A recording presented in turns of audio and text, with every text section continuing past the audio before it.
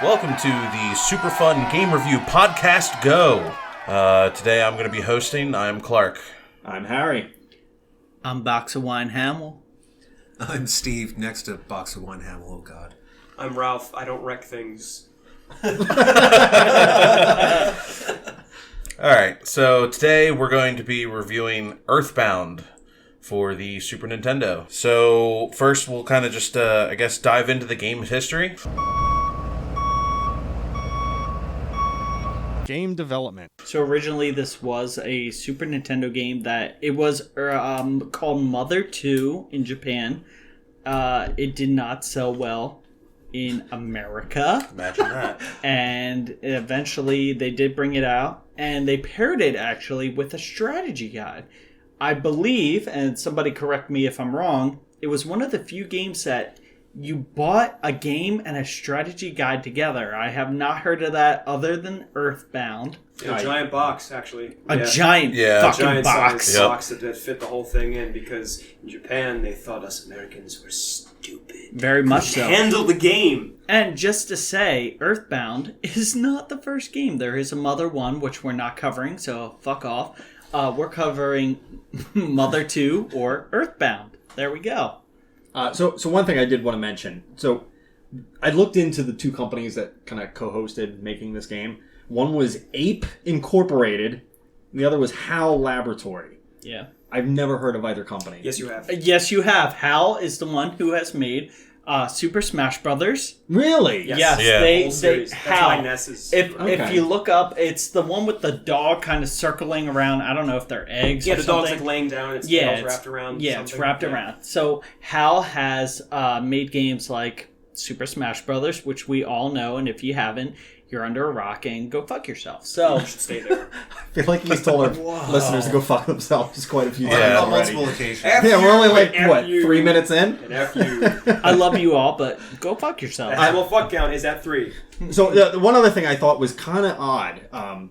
So I don't think this is too rare these days, but like really long development for a game.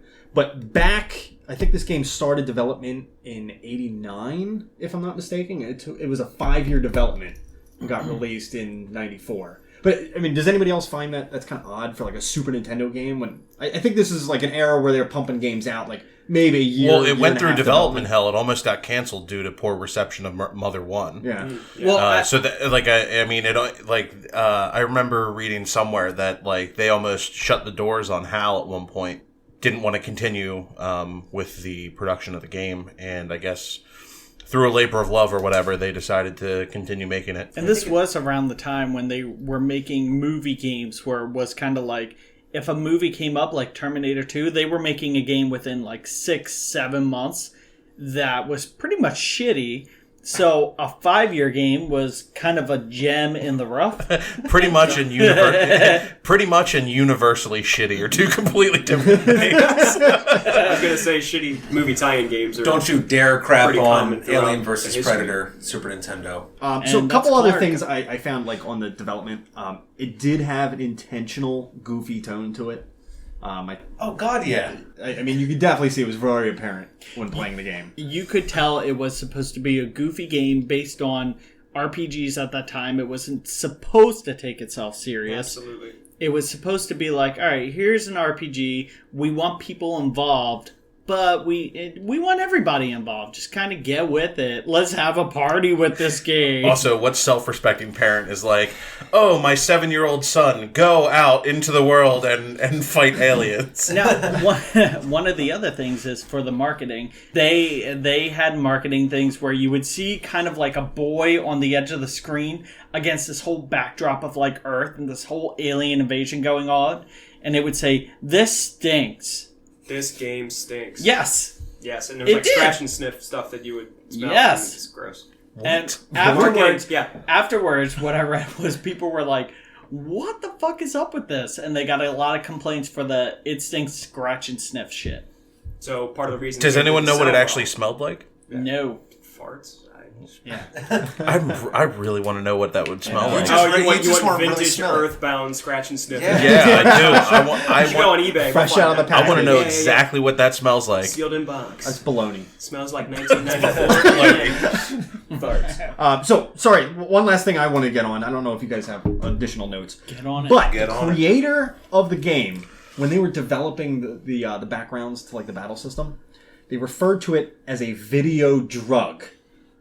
It makes sense the way everything, like the colors, the strobing. Oh, by the way, The colors, Duke. if you have absolute epilepsy, be careful playing this game. Especially at the end. But we'll get to that a little further on in the podcast. No. I do have. I will Yeah. tie this in later. Sure. But I think there's definitely a hallucinogen theme to this game. Oh, I mean, hell you- yeah. Yeah. Like Ness is on drugs the whole time. Kinda. I'll get into that when we get into like gameplay and such. But I definitely. Yeah, I picked Everybody- up some vibes on playing this game. Well, before we move away from development, I definitely want to mention Shigesato Itoi, who was the main creator, is like a celebrity in Japan and was involved in the first Mother. Actually, he's involved in all of them, of course. But He's in all the mothers. yeah, right. He's a bit of a character, and I think I found somewhere online that for the dialogue, like he actually would like give notes to like a note taker, like word by word, what he wanted in the game. That's the dialogue he wanted in the game, because that's some of the weirdest dialogue No, Not I have necessarily seen. the no, English no. stuff. The Okay. English translation was done by Nintendo of America, and they sort of made it What- sarcastic. And, What I read While was... we're on dialogue, real quick, sorry to cut you off. I just Yeah, want to read fucker. one line that I had to write down from later in the game. This is a quote from one of the characters. I just roasted some garlic and ate it, so the room still stinks. That was an actual line in the game. That's gold. Have you ever Dude, roasted there's- some garlic? There's a It lot of stinks. very weird, odd lines in this game. What I remember from the like everything when they translated it over was they told the translator, "Hey, just kind of make it goofy, kind of make it fun, make it, just make it you." And that's why like some things didn't translate over well, like the ending of the game. Won't go into it now. We'll get to it, but there were things that they were like, just kind of like, here is what we did. Now, kind of make it America. In a way. Make it America. Eagleville, right? Or Eagle Land, or whatever. Oh yeah, isn't it like Eagle Town or some shit like Is- that? Like, yeah. it's just ridiculous. In not America. Story. All right, so truth be told, I made it to where Jeff reunites with everybody. Or not reunites, unites. Fuck you guys. He meets up with Paula and Ness for the first time. I had a little trouble playing through the game. It took me about a week before I could actually get a working copy of the game so that I didn't lose my save. The story is weird in that it lacks a definitive direction. I feel like there's not a lot when you're moving through the towns that is really pointing you everywhere, except for everybody is pointing you in one direction, and it's really weird, and it doesn't feel like the actual town is alive at all. It's all just like every single person there is pointing you in a direction of a thing. I kind of thought the story was up until that point, but again, I didn't play it all. I'm actually really curious to hear what you guys have to say about the story, because I want to hear more about, what I didn't get to play on.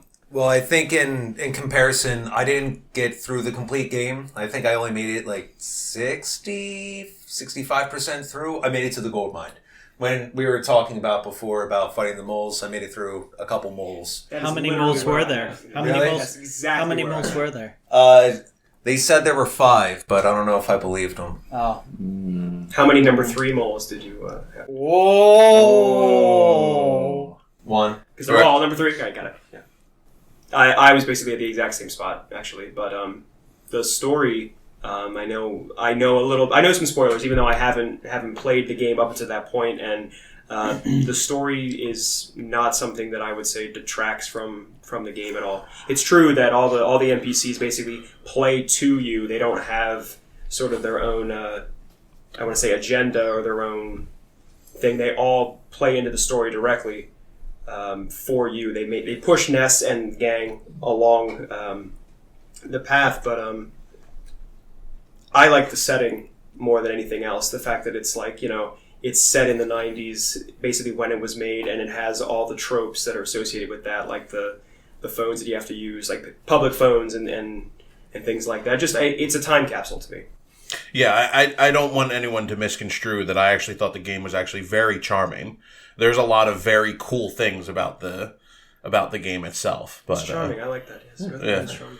I mean, who doesn't like a crow that wears sunglasses and then you have to fight it? That was the first thing that caught me off guard when I played this game. And the funky music that was playing, like... Yeah, look, I took notes. It's the first thing that I wrote down. Spiteful crow. Sunglasses? So, generally, with the storyline, I thought this was going to be much more invasion of alien-based. Like, I didn't really get the whole alien vibe playing the game, but although it starts like the main menu, you see all the flying saucers destroying the city or something like that. Did anybody else get the feeling like the flying saucers at the beginning, before you even played it, was kind of reminiscent of the town in the first Thor movie, where it was like that small T-town Thor, and it was like the alien strikes, and then instead of seeing that big guy like in metal, just like fuck you. So reminisce or reminiscent? I know, I couldn't. 1.5 box of wine. Everybody knows. But overall, so the storyline, the way I saw it, without getting into the details yet about the story. Get into the details, man. This is the story Okay, section. No, not yet.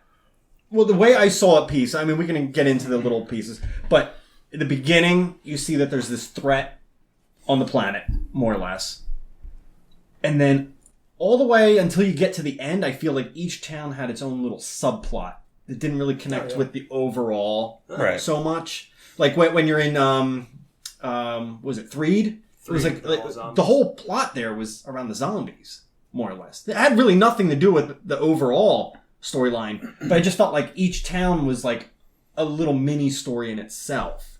And then you didn't... So actually speaking to Theed, right? I thought it was weird that everyone was just like, oh yeah, there's zombies around. There's people just still like hanging out outside. They're like, fuck it. There's like fucking brain-eating fucking monsters around. I'm gonna go get a fucking sandwich from the bakery though. Like, well, no, they didn't even do that. Whenever they realized there was a zombie, there were some outside that, whatever, pizza, whatever you said. The rest were in the tent, like, we're gonna take shelter. We're not gonna leave until the zombies leave. So there were some that were kind of like coherent about what was going on, and the others who were like oblivious, like, oh yeah, there's zombies, but who the fuck cares? There's a moon over there. Just a little fun fact, when I think disaster, I don't run for the nearest circus tent. no. And on that, I find it even more ironic that you actually had to set the trap for the zombies in the tent where people are trying to take refuge. It's like, oh, you're all here. I'm going to set down this little thing that draws all of them into the tent. Good luck. Giant fly paper. That to me makes sense because... I didn't even do that. I just moved on. Yeah. What? I just went to the next town. How? You got the Foreside? Oh, no, I didn't get to Foreside. No, sorry. No, I didn't get to Foreside. To me, that makes sense because if everybody's in a tent and we're putting zombie paper down or whatever, it's like, okay, put the zombie paper down where the zombies are going to go because there are the most people. Everybody else was kind of in their house, kind of locked up. Like, you'd go up to a house and they're like, oh, I'm watching the TV. Who's outside my house? Oh, I don't care. Kind of thing. Mm-hmm. But there were a couple people outside, like the kid in the hockey mask. I don't know what he was up to, but he was weird. He was playing hockey.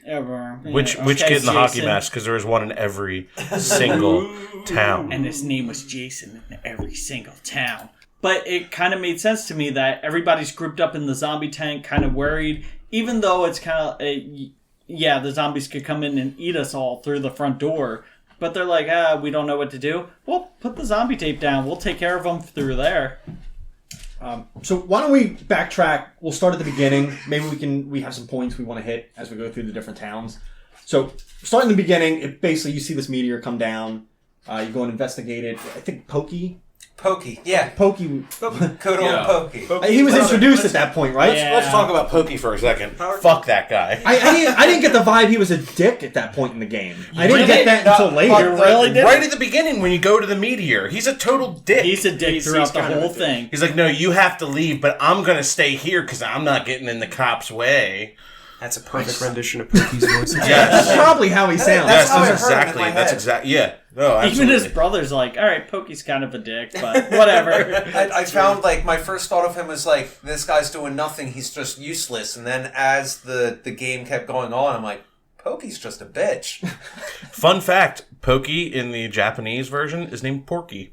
That makes sense for the Super Smash Brothers because he's named Porky in the Super Smash Brawl. When you fight him, his name's Porky. Starting in the town, like one of the thing. things that really bothered me overall in the game, because I thought it would have always come back, but his dog, King, this is one of the few times you actually get to utilize him in the game.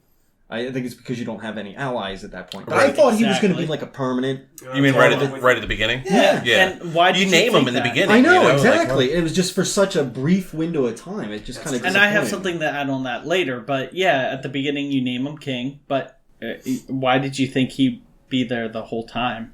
Well, because number one, whenever usually you name a person in the game, especially RPG in the beginning, they stick around at least for a little bit. I got confused after, I'm going to take my dog out for a little bit. Hey, we're back at the house. Hey, come on out again. I don't want to do that. Okay. It's kind of because you name all the other characters and they come into it in their own story, but the dog basically you use for that first little bit and that's it. There's actually I would say, fifth character you named very late in the game. There's a part later on where they break the fourth wall and they say, oh, by the way, what's your name? Really? Very fucking late in the game. You. Which they could have added at the beginning. You name yourself and then you name the characters. But they didn't because later on in the game, when you're fighting the boss, you have to... The last part of the game is when you're fighting Gigas or Gigas, whatever the fuck his name is. Using Paula's ability, which is pray, you have to pray, and then everybody you met in the game is like, oh, I really feel like I need to pray to Ness or Jeff, or I really need their safety.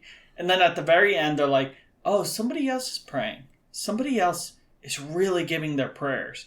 And it's you. It's your name, whatever you put in. You're the final, fifth player. And it just kind of broke the fourth wall, but... I thought it was kind of cool, though. It was cool. I thought it was kind of neat. Cool. For old school technology, I think, That's a neat concept. Yeah. It is a concept. You mean for when the game came out, breaking the fourth wall like that? Yeah. Yeah, I mean, I think that was kind of unheard of back then. And it makes sense, because the whole time, you're choosing the decision for Paula to pray to everybody, and then it's there's a point in the 7th or 8th break where you're you pray, and it goes into darkness. Nobody hears it. And then it's somebody hears it, their name is, and they put part of your name in, and then ... And then the last part is when you beat the boss and you do the 9th prayer is so-and-so hears it. They hear your prayer, they're putting it in, they know you want to beat the game. You basically do the most damage as a character in the game, too. So, cycling back to the beginning, there was some other points I wanted to hit while we're on story. Hit it. So back in Onet, right? Is that the way you pronounce it? Yeah, sure. Yeah. So the big thing with that was the street gang was the sharks. Oh, yeah. Yep. I had this little run-in. Because the first time, when you get into, a certain battle, other enemies can join in as well. Was it the Jets? I had something that made me laugh hysterically. But a character from the sharks, from off of the screen, after I was basically getting ready to load into the battle, ran from off of the screen to jump in the battle. It just caught me way off guard. I thought it was hilarious. But there's one point in that town, they're about to break the barriers to the next town or something like that, but the police want to train you first. Did anybody get police brutality out of that scene? It's all over it. Oh, yeah. They're we're going to train you by trying to beat the shit out of you. A little kid. You little kid. What kind of police force fights a little kid? Show me what you got, child. Show me what you got. What is this? Shigesato Itoi. This is his vision of how police operate in America. He's not far off. No. Oh, political safety. Well, that was back then, so yeah, I guess you're right. I honestly think with the story-wise, there's a lot of points that go unanswered. For example, you know the band you follow? Yeah. They're in it more than once. You help them in a couple towns. Why are you helping that band? Why? I don't know, but they put on one sick-ass show. Okay. That first show was dope. All right, something that confuses me. They're called the Runaway Five. Now, there's 2 lead singers, and 4 other members of the band. So there's 6.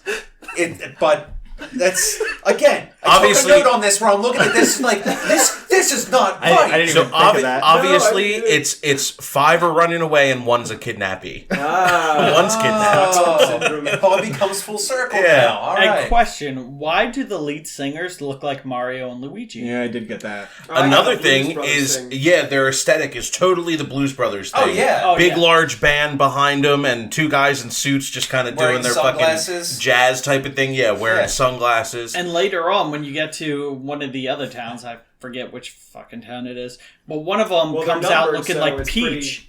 They have a girl singer there who looks like fucking Princess Peach. And you have to actually go in and get her autograph or something. I forget her name, but It was such a minute detail. it was minute. But it looked like Mario, Luigi, and Peach were in this game. They were kind of thrown back to it, which was kind of cool. So I went into that part a little too early and had to watch the show. And then I went into the back room and they're like, okay, so you need this. And I left. And I came back and then I had to watch the show again. At that point, I put on Netflix and watched almost 2 shows before that fucking show ended. You're kidding. Yeah, I am, but It's not that long. it's not that... No, but he's allowed to be a little facetious, Ralph. A little. You're just making shit up as you go. Dude, play the game. I can be a little fish shit. That was all fish shit. I thought he said bee shit.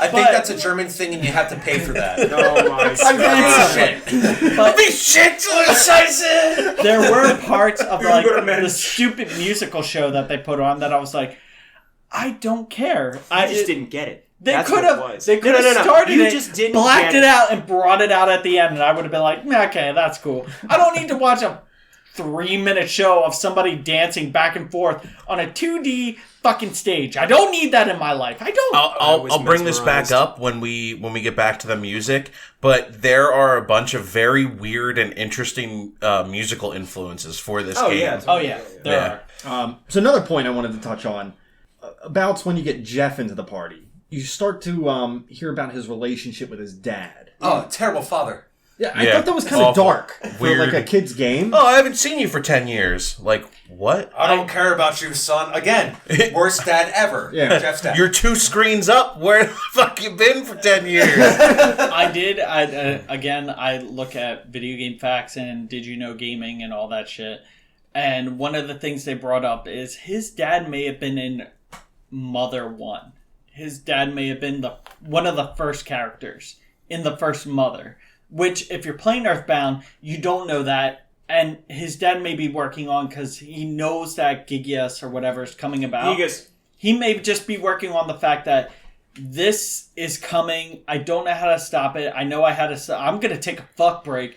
Oh shit, I had a son 10 years or whatever later. What is this? Taking a Now fuck. my gonna son take a can- What kind of I'm fan gonna fiction is this? I'm going to get everything ready for my son to defeat. All right, wait. Earthbound fan fiction. I'm gonna take a fuck break. I don't mean to cut off your fan fiction, but I totally mean to cut off your fan fiction. It's more like slash fiction at that Slash point. fiction? Yeah. I don't know what it is. Yeah. Anyway, when it comes to fathers in general in the game, apparently that has to do with why the franchise is called Mother. It's because Shigesato Itoi had sort of an absent father and was closer to his mother in general. So it's a recurring theme, as I understand it, except for Mother 3, which your dad is like one of the actual characters that you play. But the way that you never see the father, Ness's father, Never is do. always only on the phone.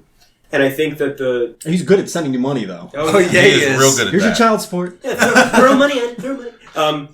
But you're absolutely right. That idea, to me, is a little bit dark for a kid's game in the 90s. And then the fact that Jeff's father is literally 2 screens away, and he hasn't seen him in 10 years, and says, "Oh, let's do it again. So let's do it again in 10 years. You're such a hard worker and strong." Oh, So what you're saying is we played through the developer's daddy issues. a little bit, Ooh. That got deep. but it's good. Hopefully you can catch me up. I remember writing this note, but I don't remember what part in the game We are not this was. responsible for your poor note taking here. I know, this was poor, but your porn it was a notes. hallucination after eating cake. You had a hallucination after eating cake? No, there was a point in the game where you actually hallucinate That with Mr. There was the one that I had was I think it was with the LSD coffee with Mr. Saturn. Yeah, It's maybe that was it. Oh, here, have some coffee, and then you go the on coffee like this 6-minute trip where there's nothing but like the written dialogue, where it's just going into some type of detail with like the psychedelic colors and stuff going on. Oh, there's your epilepsy warning. Be careful with the coffee. And by the way, why can't I skip fucking text like that? Right, that's when I put Netflix on.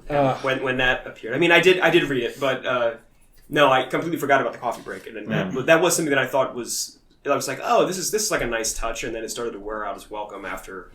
And then that's probably why the After 3 minutes. the Mr. Saturns were all fucked up, because they were all tripping on LSD coffee. Well, Mr. Saturn and Saturn Valley was one of the highlights of the game for me. And just going there and going to the hot springs. All right. So does anyone else have any more stuff for the story? Yeah. Sorry, I got 2 more little notes. We can make these kind of quick. Go for it. Did anybody else hate the Photo Man? Oh, Yeah, God. okay. What the fuck? Okay, that's actually a question I have. Is that ever explained what the fuck he is? No. It's got to be in the credits. No. It was bullshit credits. No. Because he takes picture and they make it like they're going to play the pictures in the background as the credits are scrolling. Yeah. They're not the actual pictures that he took, though. That son of a bitch. I double checked that shit. And I remember. How did you double check? No, because I remember there were certain pictures, like when I bought the house by the shore, when I finally bought that later in the game. Oh, you buy a house? Oh, yeah, I bought it. 7,500 gold pieces or dollars. Dollars. Yeah, Dollars.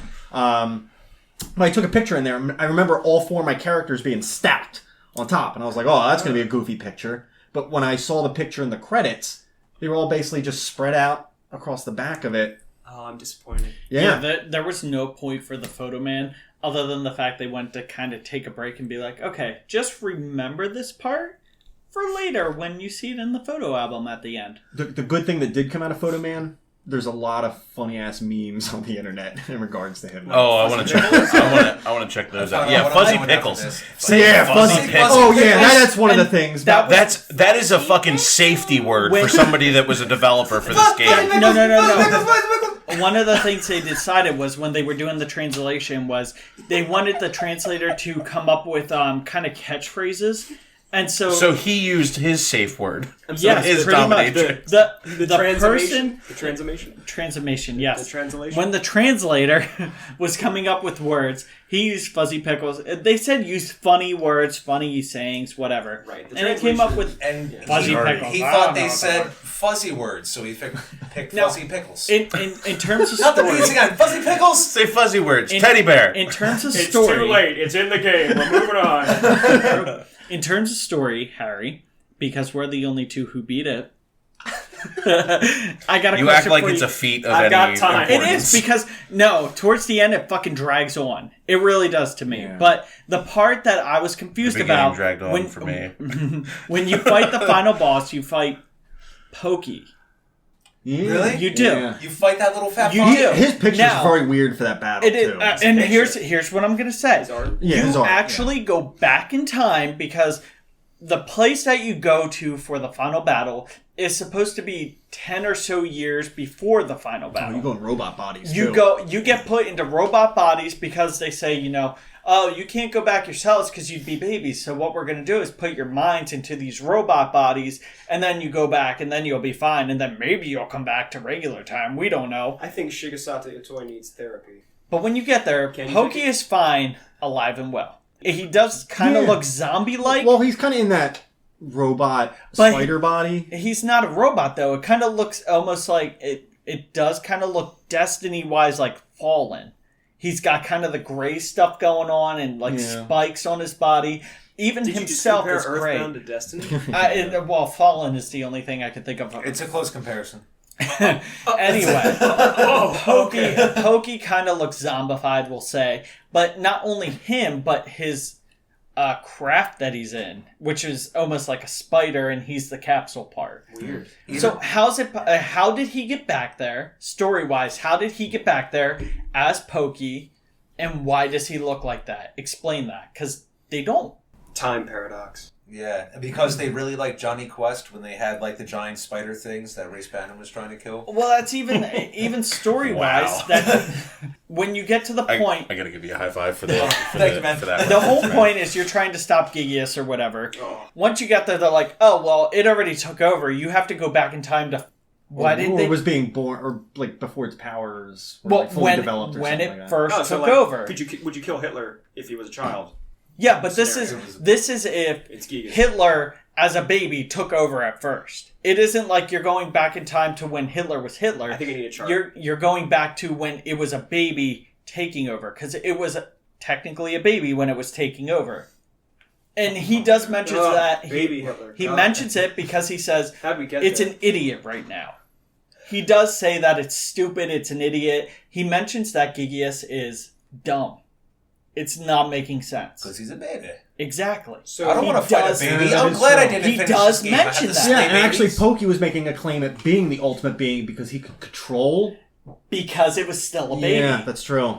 So Pokey was more or less the big villain at that point. Like you At were, that you were point- basically just killing this like It- pool of mass. Yeah, I'm it was actually more almost like interested to get to the end of the game now. I think than it was I'm almost not. like I'm way more interested. It was to almost read like- about what exactly happened.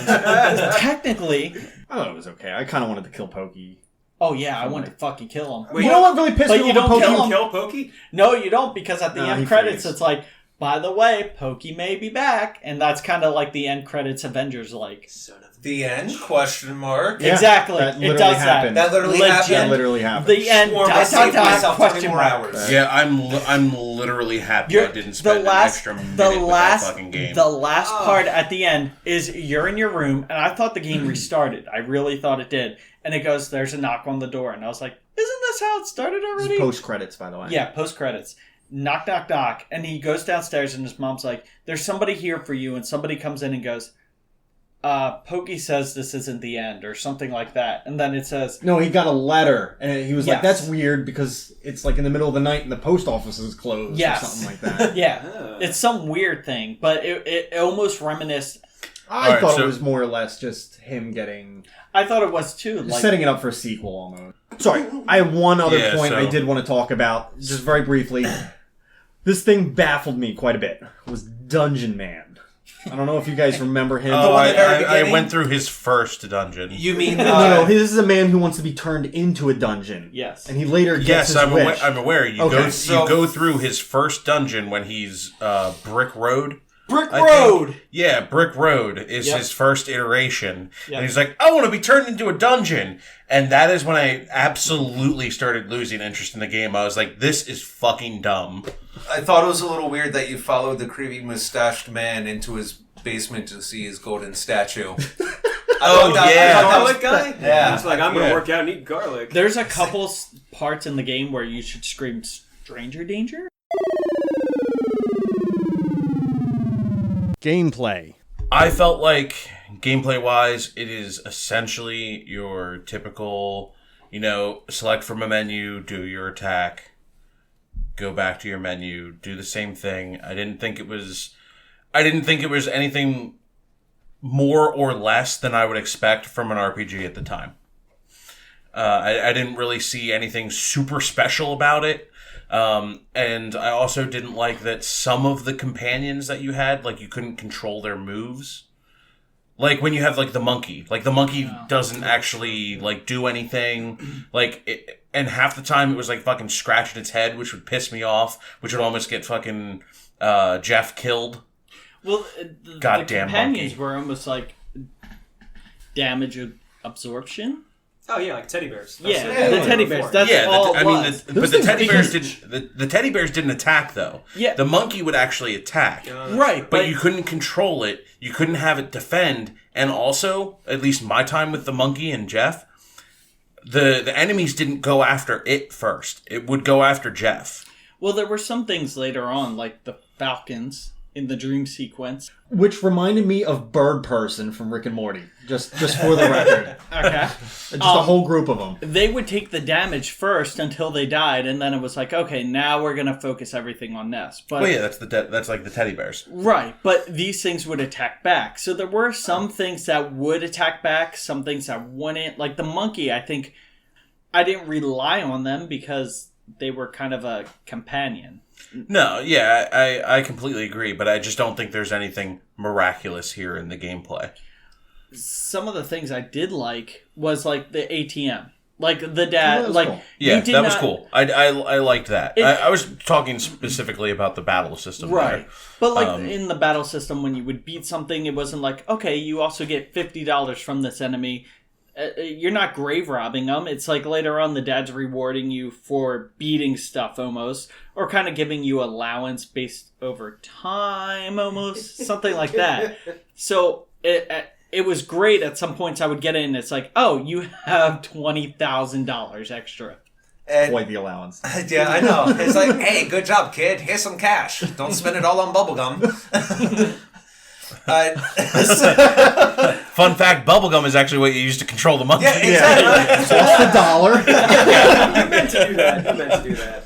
The other thing that I really liked was the HP counter rollover. Even though you hit 0 HP and it's rolling down, you could still heal until that point. Right. It's like an So, odometer. rolling. So if you have 100 HP per character and they hit you for 300, if you could really quickly get 500 HP per character, you're good. Which was kind of interesting. I did like that in some parts, but some I didn't, because it was like, text-wise, it was like, so-and-so is doing damage. I don't fucking care. Let me keep going on. And then it's like, get to well, it, right, so-and-so is doing damage. No, I don't fucking care. Let me go on. And then, oh, you heal for, and they're dead. That's the part I wish I would have set text speed like up to its highest. I had it on a mid grade, Oh, it's so terrible. the text was going through, and I'm like, come on, I gotta heal this but motherfucker. I had mine on. I had mine on fast, and it wasn't enough. Yes. I was having the same issue. Correct. The exact same issue. It gets easier in the later parts of the game where it takes forever to tick down to 0 because Yes. you're just eating through hundreds Yes. of HP. But That I didn't like either was everybody starting at level 1. Like, I understand it, and when you got to the higher level enemies, which would give you 5,000 damage, or let's say like 3,000 XP per battle, they would level up really quick. But it was like, oh, why can't they just start where I am and we'll work on it from there? You still had to grind it out more. Yeah. And you grind enough in this game. You grind. I had a few instances where I would do one battle and the character would gain 2 or 3 levels just from the one. Yeah, Because of all very the much experience. so. Yeah, but that would only ever really happen when they would join back with Ness, because Ness was able to actually handle some of the higher powered Oh, guys. well. So like well, with the exception of as soon as you get a character, they're just like, oh, we'll do one battle, you'll get 4 fucking levels. Yeah. And I didn't really feel like the level system was working appropriately until you went into Ness's Dreamland thing. And when you came back, they gave him like, I think, they gave him, I don't know if it was 200,000 or 2 million experience. 2 million experience. no, It it was was- 200,000. It was, Well, still, I mean, it was that's to a crazy. point where his HP went to 830 some. Versus his 230 some, and I was like, It wasn't just the levels and experience; they give you stat boosts on top of that. that's so many. Yeah. And then Wow. it was like, okay, Ness is where he should be at now, which should have been at the beginning of the game. Like, No, we where... shouldn't be level 80 at the beginning of the game. No. But Well, why not? Ness's guts went up by 407 points. when he's level 50, he shouldn't be at like 150 HP. True. No, I see what you're saying with that. They kind of like made a point where it was like, okay, between the Dreamland, Did he become when a man? he went Like, to what sleep- happened? Yeah, there was a point Ness's where balls have dropped. exactly, and that's when it was like, okay, now I feel like Ness is an appropriate character where he should be at. Ness and Paula go into the 10. Ness No. came out a man. Paula did not go in Earthbound that 2. tent. So a couple things that I did like about the gameplay. So one quote thing that I got. So the attacks that they described. So I got one early in the game. It was skate punk shredded fiercely on a skateboard. I thought just the wording and how they tried to describe some of these scenes in the battle. I thought that was kind of cool. Yeah, all the It was dialogue completely radical. But I like the street gang. I thought that was the most lighthearted part of the game, but I really The sharks. Yeah, I thought it was really funny. I enjoyed it. Did anybody else think that the robot that the boss there has kind of reminds you of isn't there a robot in the Sonic the Yes. Sonic Yeah. animated With TV the show? Detroit. Mm-hmm. With the drill bits for the nose and or not the but like it comes to a point or whatever. Yeah. Yeah. Oh yeah, That's the first thing I thought what's that of. guy's name? Dr. Robotnik. No, not from Sonic. You're Robotnik, you red haired from this game. motherfucker. Yeah. Okay. Now getting your float But yeah, he's got button like a fuck little off. tank, like a little tank I got robot. this tank by this bush. Here you go. Take this thing. Frank, That's what his name was. He was Frank, like the skate punk god or whatever. Like, Yeah. it was ridiculous. And he was cutting a little kid with knives. That Yeah. was out of everybody hitting when you had this slime that burped on people. But no, this guy's just trying to, like, cut you.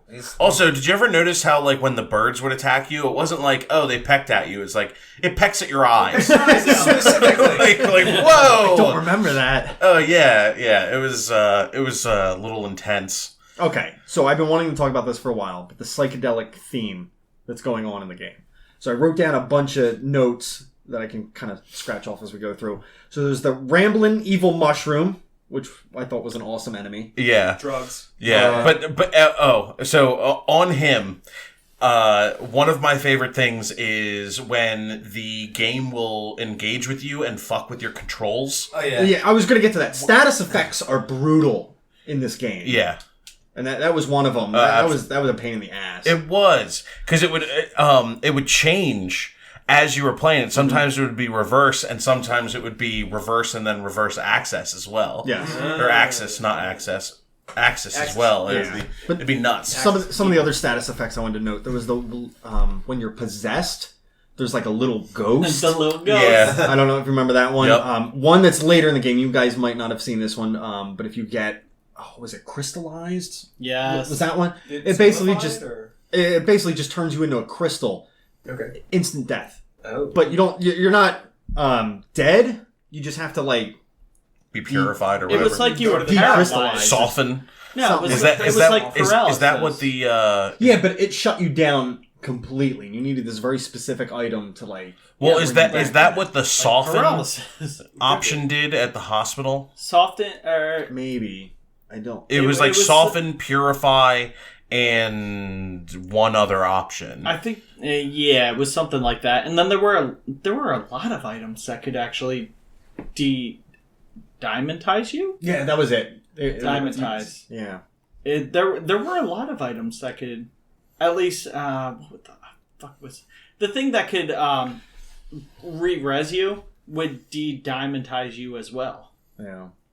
I also found it surprising that there's a game that you can actually get sunstroke or heat stroke. Oh, yeah. Where you overheat in the desert. Jesus Christ! You're walking around, and then it's just like, okay, it's Psy healing, whatever it is, to bring it back. Either that, or you carry the wet towel. Yeah. But it's like, who's going to carry wet towel in the desert? It's going to be dry by the Getting time I get moldy there. in here. I found it weird that like the heal up ability, it got rid of sunstroke, but it would not get rid of like poison. I wish there was like it would I thought tell it you was- exactly it was, which status beta effects. was- Okay, so that's actually something Beta that did, really, but really alpha. bugged me about the game, is there was no way to tell, like, okay, healing cures this. You had to figure it out and remember it for everything. That actually really fucking pissed me off. Wait, I thought what there was do a you mean? help option in the That's- menu or something. There is. Like that. Yeah, there is. Yeah, I know, but are you gonna really fucking do that every single time in the middle of fucking battle? That's Like, until it's, you remember it's with really a fucking annoying. Giant-sized manual. A player's guide. No, but you're right. It doesn't really specify. Well, you also got to think about it like this: when the game originally came out, it came with the strategy guide. You could look it up at that point. At this point, we're You mean playing. there wasn't it- any internet in the early So, 90s? so I actually think that's worse. I think that the fact that they had to include a guide with it makes that worse game development. Did you have the guide? I don't Yeah, I looked one up online, I don't know. and it was still annoying. That's your fault. You didn't have the book. Okay. Going back to your psychedelic theme, Yeah, okay, and so then some of not the to other- mention the mushrooms. Yeah. You could sell the mushrooms later. You can sell the status ailment for $50. Hey, man, Oh hey, my God, I you had no need idea some you could do that. shrooms? I got some shrooms floating on my head right now. You want Shrooms? Did you have more Shrooms, psychedelic stuff? Yeah, no, I listed off a bunch of things just because it was so prevalent in this game. So it was the Ramblin' Evil Mushroom, the mushroomized status effect. There was a shroom boss. A lot of the environments had mushrooms on the ground. Say mushrooms one more time. I'm just saying there was a lot of, and not to mention the psychedelic backgrounds in battle. Yeah. Like there was just so much, and then even the tripping when you had LSD coffee? Yeah, With it's Mr. just- Saturn? it was just So drugs. yeah, Yeah, there was just a drugs. lot. in One this of game. the things I did read was originally in the Japan version was everything was like alcohol, not coffee. Like there was it was different things, and they had to I don't It's trip a balls kid! when I have a So- beer. I know, but That's even crazier. Some It was kid, you it want was a some kid. absinthe? Clark, Japan is weird. No Did way. you know that? No way. and Ralph has no affiliation. I'd like to go to with Japan one day. No, I wouldn't. But I I'm mean, not I don't want from to take my Japan. son there if people are going to be offering him alcohol when he's 7. Some kid have a sake bomb. What? Yeah. So yes, there is a heavy drug theme. You're right. Well, I'm not even. I don't want to. Well, I guess It's totally there, dude. There's actually no denying it that there is. But what's the definitely a drug reasoning theme. behind that, though? Like, why would they intentionally put that? I'm in? going to refer you back to something that Ralph said about 10 seconds ago, where Japan is weird. No, I understand. There's got, is that just going to be our reasoning I for it? think that could be just the Earthbound. reasoning. Japan is weird. Yeah. So I have another gameplay question, and I think only Harry can answer this. Okay, go for it. Pooh or Poe, or what do you name him? Pooh. Pooh. There's 2 O's. It's Okay. Pooh. It's Pooh. cool. Aegis and Pooh sitting in a tree. Pooh had a move called Mirror. Yeah, I didn't use it. You didn't. No. If you tried it, about 75% of the time, it didn't fucking work. No, I did utilize this a couple times. What happens? You utilized it, You basically turn into the enemy you're fighting. and you fight as the enemy, kind of. I wasn't even thinking. Is that like Gal from Final Fantasy Kinda, VI? a little bit. Or You don't have to spend time out in the wild and Learning the have to leave the actions, park. I actually tried to use that at the final boss too. And Against he was the- just like, Me "Yeah, too. he can't do that." Makes sense. Yeah. Another quick gameplay tidbit is the bike. And So how half you of use us it for got a like bike. one town. Yeah, so who got the bike here? I got the the bike. bike. Hamill did not get biked. Did not. I Weird. read that it was You just- guys are the ones that beat the game, and you guys didn't get the bike. Because we walked and we grinded that shit out. Where are you guys? See, here's the thing. The bike you can only really use for the first town. You can only use it when it is Ness by himself. That makes sense. Can't ride it with a teddy bear. Can't ride it with any other people. Like, it was dumb. So it basically just after you finally ran into your first person, or got your first teddy bear if you dug through the trash, apparently, it was useless and just took up a vital inventory slot. Which Yeah, I always, because you never That want was to an get rid of issue. it. that was another thing I wanted to bring up when it Inventory came to for gameplay. Oh, Jesus. Inventory issues. It's like, okay, I understand. It's like each character can carry, what was it, like 12 to 14 things. Yeah. But when you're going out, on like a long dungeon grind, you're going to need some of those items. You're going to need, and not to mention, you're going to have to carry your armor. You're going to have to carry your amulets or like the coins, which acted as another thing. It was just, that became one of the most frustrating things ever. And then it's like, oh, let me call a courier service. Come pick this up, something that I'll Yeah, never the fucking remember having Escargot again. Express. Jesus. So what they did, because Escargot is snails. And that's his sister, who's like, what, 11? Yeah. Is working for a Younger fucking sister. She's working part-time, she's- okay? Yeah, the younger sister. Japan is weird. They have no care for child labor laws. Exactly. And I just want to say thank you to Pooh, who didn't need anything almost. Like, if you put something on him, his stats went down. Oh, that's funny. Minus 1 or 2 things. There was something I put on him, and his stats went through the roof. Everything else, like if you put on the diamond bracelet or whatever, it would skyrocket down. Well, he had like very specific equipment to achieve. Exactly. Sure. I tried to get his weapon, but it had a 1 out of 125 chance of dropping from this like super hard enemy. Oh, really? Yeah. That's right. Did anybody else carry that ruler for so fucking long? Dude, I was like, there's got to be a use for this thing. There's no way that they would just be like, oh yeah, buy it for $2. I had Jeff hold that the entire time, and then when I was going to Gigius or whatever, I was like, let's give it to Escargot. Oh. And then when you could give it to Escargot in the last part, they're like, oh, we can't find you. What are you going to do with it?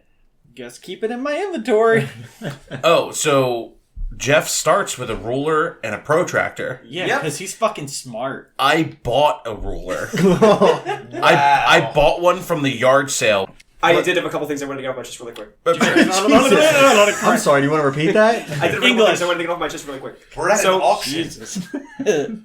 When it comes to the gameplay, I did want to say that the overall aesthetic sort of reminded me of Pokemon, like the original Yes. Pokemon. That the way that you navigate the world and the towns and everything like that. And I'm pretty sure that this definitely preceded that. I liked the battle system in itself, that it was first person, and I didn't really expect that with this type of game and in that era. And I think it takes from Dragon Warrior, Yes. or Dragon Quest. Dragon Warrior. It basically takes that style and does its own thing. I liked that the way money worked in general. I liked the way that you had to pay like $1 to use the phone, and you had to pay money to use Escargot Express. Like I stopped and was like, this is funny because I use Wells Fargo, and the max that I can withdraw in a day is $300 in cash. And Ness from this game is 20 years old. He can go in and take all of his money out from an ATM without any kind of a issue. Oh, wait, Ness is 20 in the game? No. No. The game's 20 years old. Oh, I thought you said he was 20. Okay. I'm sorry. I might have been speaking too fast. Maybe that happened. $20. Right? Yeah. I had a couple things along with the gameplay I want to add real quick. Automatic wins. Loved it. Oh, that was always yeah. horrible. That was great, so you didn't have to fight the weak things over and over and over and over and And sometimes they would give you a lot of XP. depending on Yes. what it was. Yep. Slugs, man. Yep. Slugs in the tunnels. When you died and you restarted, I always felt like it restarted you in a horrible place, no PP, and no HP. So if you started in the desert with everything low, there was no hospital or anything else around where it was like, all right, let me go to an inn and I can't get everything back. It was, especially towards the end, it was like, oh, I restarted at the end and I have zero. I'm fucked again and again and again. And then last point I have on my piece of paper here is, did anybody else notice the band when they were driving around? One of the band names was Lady Hand Bus. It was the bus on the side was called Lady Hand. Bus. No, Lady Lady Hand. Hand. Lady Hand. And then it was on a bus. They're soft and delicate. Just Lady Hand. And then when you went the other way, it was Lady Hand backwards. Thought that was funny. I was like, why are they putting Lady Hand on here? That was the first note I put on here. But yeah, right. automatic wins, restarts were terrible places.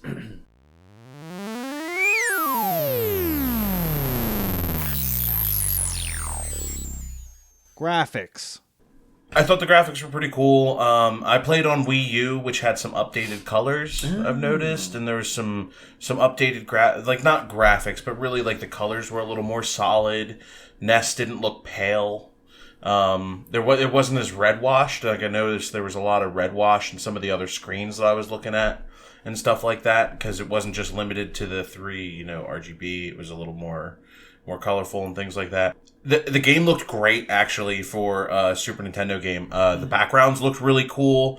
I know a lot of games after that point used those types of backgrounds, like the, not FM, is it full motion video? FMV. Yeah, FMV backgrounds. There's with FMV in that game?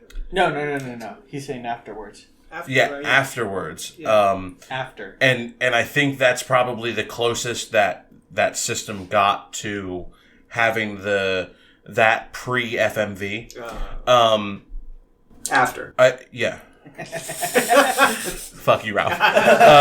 No, I really liked what the aesthetic of it. It felt really homey in the towns and stuff like that. What's up, dog? It was pretty cool. And I thought the sprites for everything looked really good, even as wacky and fucking weird as they got. But I thought the sprites looked really good. From what I was reading, they were looking more for Final Fantasy RPG graphic style. And so when people saw Earthbound, they were like, no, this is kind of childish, kind of dumb. But now, years later, if you compare it to, it's kind of refreshing seeing more of a child homegrown type thing instead of, okay, knights, horses, all that stuff, castles. It's welcoming more so to see something that was, I guess, relatable?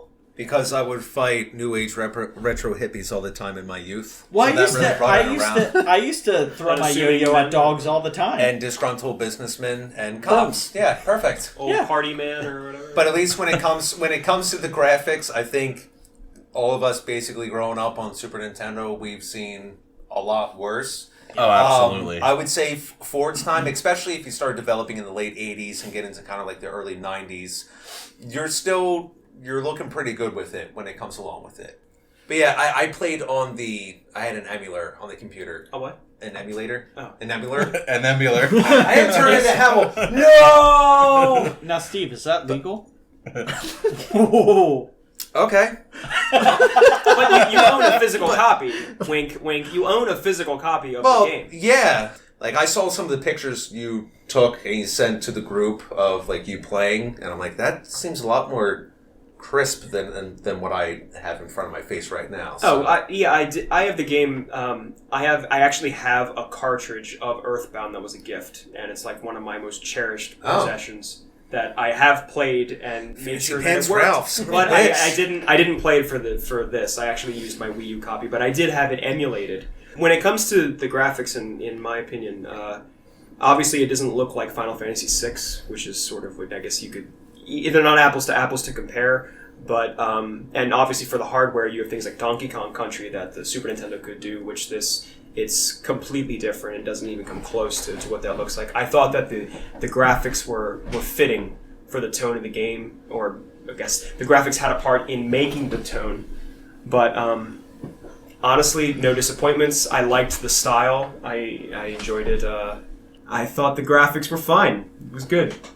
I did like the look of the game. I think that was the first appealing aspect of the game. I actually liked just exploring Onett just right in the beginning of the game. I probably could have moved on an hour or two earlier, but I just really enjoyed cruising around the town, just seeing like the different artwork and everything. And what the about character designs? Tucson? The character designs were fantastic. I like Tucson better than What about Threed? Threed. Did anybody get that KKK version of Threed in wow. there? How do we not talk about that? Oh, the blue Yeah. KKK? The blue, yeah. The blue Going KKK. back to yeah. gameplay-wise, which they did take out. They had letters written on their hoods, and they took it out because they were afraid it would be associated with KKK. Well, it was Yeah, pretty, that was a pretty blunt. That was like yeah. It was very obviously a cult, yes. Yeah. Yeah, very cultish, cultesque. and just like any cult, you take out the leader and they all fucking fall down. Ah! Anyway, No, overall, like I don't have too much to say on the graphics, but I did like the one. Actually, one aspect we didn't talk about is some of the towns were like crooked. Like the street design. Foresight. It wasn't just like Yeah. That did perpendicular. throw me for a loop. Yeah, True. and then the one town Foresight, I think, was more overhead. Like there was different angles you were looking at some of these different towns. Yeah. Foreside was the diamond kind of. No, but it had more of a looking down type point of view rather than like And the characters didn't change, just the landscape. It is Yeah. kind of weird. yeah. Which was really, it was nice. Instead of going, like, having to go right and go up into a shop, you could go diagonal. But I did like the design and artwork of some of the the enemies that you fought. I thought it was just like there's no other game where you're going to fight a taxi. That's, you know what I mean, though. When you go into except for Crazy Taxi, but we'll just Japan. now, Hamill, is weird. maybe you remember this. When you go into the dark side of that one town, I forget the Yes. name of the town, but there was like enemies, like a melting clock. There was the abstract art that you fight, like really bizarre. They took that off the dolly picture of the clocks melting. Salvador. Dali. Yes, God. thank you. The name of the enemy was straight up from the painting. Okay. So they took, which is cool, they took some of the artworks and ripped them for the game. How is that legal? Man, I don't know, because they bought the original copy first, and then they transferred it over. They actually, Absolutely. when they created the 100% game, correct. they thought they were making a parody of a real RPG. Music. let's get into the music direction of the game. Something interesting that I found, like Hamill had just said, was the Beatles were influenced in the song. One of the craziest things that I saw while looking up some of the music inspiration, the Beach Boys. The Beach Boys were a huge inspiration for multiple towns' themes. The band itself, it was nuts. I wouldn't be surprised if the musical director was part of a Beach Boys fucking cover band and stuff like that in Japan. Uncle Jesse? Maybe a lot of karaoke. Yeah, maybe. I mean, there is tons of karaoke in Japan. But yeah, I thought that was really interesting, especially since, like, you know, the Beach Boys were older generation even, and to see them kind of have that influence, and you can see it. I could tell. I saw that inspiration. I heard that inspiration. I do have a question because my save file was from a couple months ago when I started it. And I play the game with the sound off because I listen to podcasts, I listen to family members, stuff like that. So I started listening to the music when I got Jeff. The music before that, was it kind of normal? It wasn't normal. Nothing about this game actually was normal. When it came to the music or the backgrounds or anything like that, it would be kind of like a you know, like a Beach Boys tune. Which is in 8-bit, but then it would be one weird sound clip, again in, you know, 8 or 16-bit MIDI file. And to me that would be kind of normal In this, but towards of the game. yeah, towards the end of the game it gets real spacey. Am I right, Harry? Yeah, I agree with that. And so I'm wondering if maybe the music was kind of trying to tune you into, okay, at the beginning, you're a normal boy. Here's your normal town. We got the Beach Boys going. We got kind of sort of normalcy going on. And then towards the end, it's like you're getting into the intergalactic space. Planetary, intergalactic. Yes. Intergalactic planetary. But it kind of like, all right, you're starting as normal as you're going on and learning things and learning about Gigius or whatever the fuck his name is. You're getting into the spacey thing because at the end it start turning into Star Trek fucking noise, and it was like Star Trek fucking noise. Star Trek fucking noise. Trek fucking. And the music started turning Noises. to where it was like as I'm going into the final battle, I'm not when I start turning the music on, like, oh yeah, I should really listen into this. It didn't sound normal. It was like, okay, this is kind of spacey. I kind of get where they're going to, but I didn't know if the beginning was kind of like a, you know, normal. Well, the one thing that I would judge the game, like the way I would judge an older game like this on its music is how well it gets stuck in your head. I mean, to be honest, like that, some of my favorite songs from Final Fantasy are the ones that you can just play over and over in your head, and you can just recite it without it even playing. What about... No, terrible. I hate it. Unmemorable. But, so Onette's music, I did really enjoy that tune. I know it was, like, very upbeat, and I think it's just, like, getting you excited because you're just starting out in the game. The other song that really stuck in my head, I know we played it before we did this podcast, was, Mr. Saturn, yes, Mr. Saturn. And I thought the theme music, like, it would just, I would always sing along every time I would step into that zone. I know, it was just so catchy that I would always look forward to, like, teleporting to that. Moving right along, when it comes to the music, I felt guilty every time I would turn it down.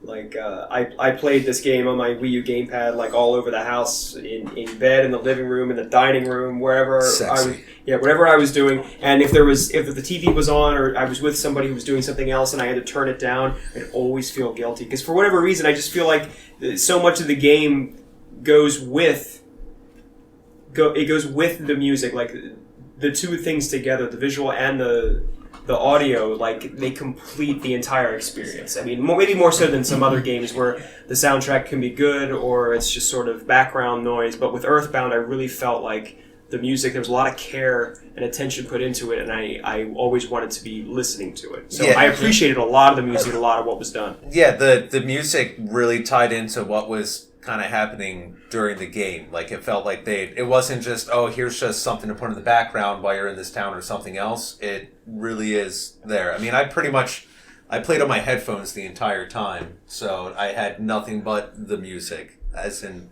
listening to it through headphones. Yeah, and I did that on occasion. Ignoring everything and BSing my way through this. Oh, actually, since you guys never had the bikes, the bike theme is my fucking favorite song in the game. The bike theme is we'll have to listen to it. Yeah, the bike it's fantastic. theme Ralph was playing it before the podcast. It's really just like a upbeat, fun sound. Only when you rode the bike. That's what I expect when you're riding a bike. Yeah, exactly. I hear it every time I get on my bike. The one question... I don't think you have a bike. Yeah, you rollerblade. Fucking, I will show you my bike. Harry, I have a question for you. Yes. Because we both beat it, unlike the rest of these assholes. But you guys didn't hear the bike theme, so you really missed out. So fuck you. I also find that interesting. We beat it, but we don't have the bike. Yeah, Anyway, that is actually kind of funny. when you fought the boss, didn't it sound sad? Like, it sounded like the music was weird, obviously, but it sounded like sad. Like, I kind of, maybe not, I felt bad beating him, but I didn't want to be there. I didn't want to fight this. I kind of was like, all right, when I'm done this, I'm good. I don't Guilt wanna... trip. It was almost a guilt trip. Like, Felt guilty. the whole boss, like, they actually have a fetus drawn out, like, draw in the... Was that supposed to be there, or was that Yes, just... it was, because the person who made it or whatever, the director, Shigesato Itoi. he saw a movie where he thought it was a rape, but it was a murder and then a homicide. We just got dark. Was that a Did You Know Gaming thing too? Did you know gaming or VG Facts? Yes, that's what it is. Quote my sites. According to their Wikipedia, actually, they debunked that it's like a fetus or an abortion thing. Well, but hands up, I'm just saying from what I read, if VG Facts, all that, that's what they said. He saw a movie and he thought it was a rape, but it was a murder and then, or sex scene and then a homicide afterwards. I'm telling you what I read. Okay. But Japan is weird. Yes. It did seem kind of like when you fought him and then all the text and everything that was like, I like you, ow, ow, it hurts. Yeah, I thought that was kind of dark. I don't remember the music per se, but I remember the thing almost like crying that you're killing. No, wait, hold on. Yes, not only was it like almost crying, it was almost like, thank you for hurting me, now I'm crying about it. It was really dark. If you read the text about what it says as you're fighting it, and when you're fighting it, every attack you did, it would send you like 3 texts back. And when you're... the whole part was, as Paula, you had to pray 9 times to beat it. 9 times. 9 times. 9 that was times. a specific amount you had to pray to it. Before that, when I was NES, and I was almost invincible because I had the shield or whatever, the Franklin badge, I'm hurting it. It's doing nothing to me. The whole time I'm doing damage. It's going, NES, NES, NES, NES. I like this. And I'm like, I don't like that. Yep, that's weird. I'm out. I'm being legit, but the music towards it was kind of like sad. I felt bad about beating the boss. Nah, man, I wanted to get through the game. I loved the music. No, I think overall. The music. Yeah, overall, I thought it's the music good. was There's a couple tunes fantastic. that don't stick, but I think overall, I didn't want to mute the TV or anything. Yeah, yep. And Get it on CD, Yes. MP3, LP. And that's why I This is turned my the music. jam on the way That's to why work. I turned the music on because I wanted to hear it. Make it your Yeah. own And harmony. Well, it's part of the Usually I- experience too. Absolutely. I think Yeah. you have Some to tune games, in. yes. And Yeah, there that's why are I games turned that it are on. completely forgettable. I don't think this is one of them. I think this is one that if you play it with the music on, headphones, something. Oh, I just Like can't Metal get, Gear. I can't I get a feel could where you're do at without with the game. that game. That's true. Clark, you're like... He's just like so back and forth. I have no idea what you're grading it. Well, okay, so 3 fish on a boat? So Here we go. yeah, all right. So let's move into Final thoughts.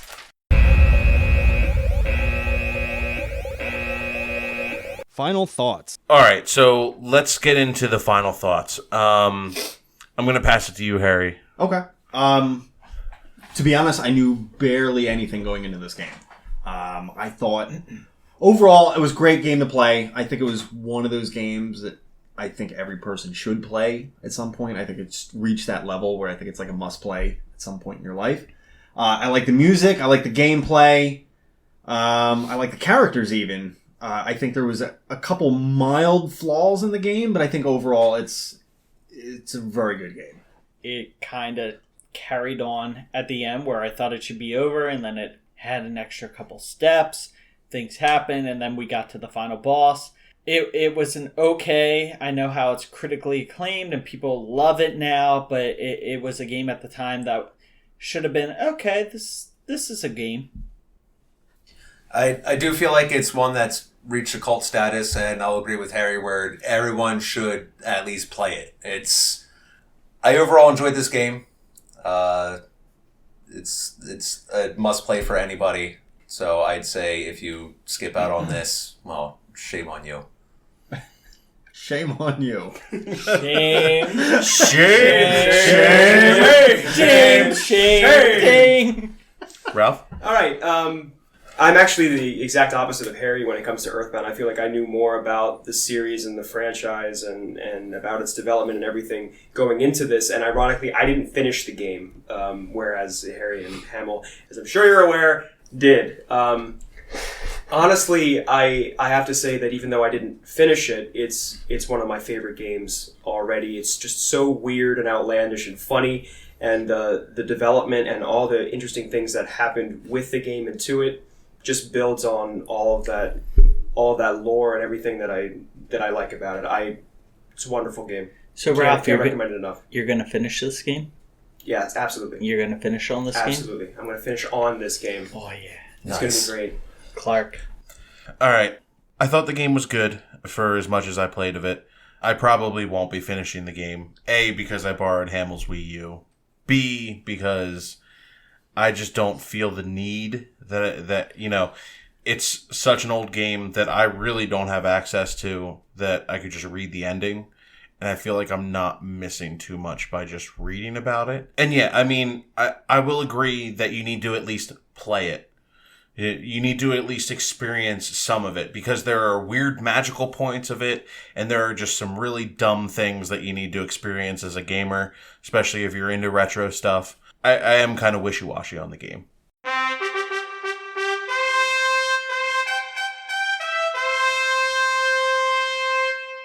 The score. All right, yeah. So we'll just move into ratings, and again, I'll pass it off to you, Harry. So this is actually something I milled over the last couple days, because I knew I was going to give it a high score, but I didn't know if I wanted to give it like a perfect score. So I was trying to relive some of the flaws I thought in the game, some of the aggravations while playing through the game. But the more I think about it, I really like the music. I really like the gameplay. I enjoyed 99% of the time I spent playing this game. So I am going to give it a 9.5 out of 10. That's a really high score, I know, and I'm like trying to grade it against other games I played before, but I think it's earned that title of 9.5. Okay. And it's something I am going to start doing. I'm going to keep a running list of how I rate games, and obviously I'm going to put this above No Man's Sky. Well, yeah, I mean, I don't think anyone's going to say this is No, of course. worse than No Man's Sky. I'm going to try to find out my list, and then I'm going to place games that I reviewed in between two other titles that we've reviewed in the past. I mean, we can put up all of our ratings on the website. I do think this is a good game. Not the best. There are other RPGs that I've had a lot of fun with. Earthbound, I would say, on a rating scale of how much you should pay for it, I would say maybe $14.99. You shouldn't pay more than $15 for it. Any more than that, you might be disappointed. Any less than that, you're going to feel like I stole from it. It's a great game, even though it's I guess, considered classic game. It's a $14.99 game, at most. There's no replay. Go ahead, Steve. Thank you, Winebox Hamill. I'd say... Alright, so I'd say overall rating, I would give this a B-. B-. B-. B-. Okay. Out of A++. So somewhere within 19 different sectors, right? I'll let that be your imagination. Have fun with that. It's like middle. That's Fair enough. That's Fair my enough. gift to you. Don't say I never gave you anything. Ralph? You gave me the D. I haven't even beaten this game, and like I said, I love it. My rating, I'm going to have to say 95% out of 100. That last 5%, I don't even know what it is, but I really can't knock it at all. All right, fair enough. Yeah, I mean, I'm going to continue with my arbitrary. I think it is 5 nostalgia-fueled hours out of 1 kind of stupid premise. And honestly, that's just how I feel about it. Aww. Yeah. Wishy-washy. Yes, pretty wishy-washy. There are great moments and there are terrible moments. All the wishies and the washies. So we are asking the listeners to send in any questions you might have for us or about games that we played. Okay. Or anything like that. You can find us on Facebook at Superfun Podcast Go, and you can catch us at Twitter at Superfun Podcast. And we should shortly have our website up and running. Right. Steve, go ahead. Intro the title, man. Next one will be Metal Gear Solid. No! Metal Gear. Yes. Awesome one. I'm fucking excited. This is one of my favorite games. Now keep in mind, this is the Metal Gear Solid, not Metal Gear for Nintendo, not Metal Gear Solid 2, Sons of the Patriots, everything else.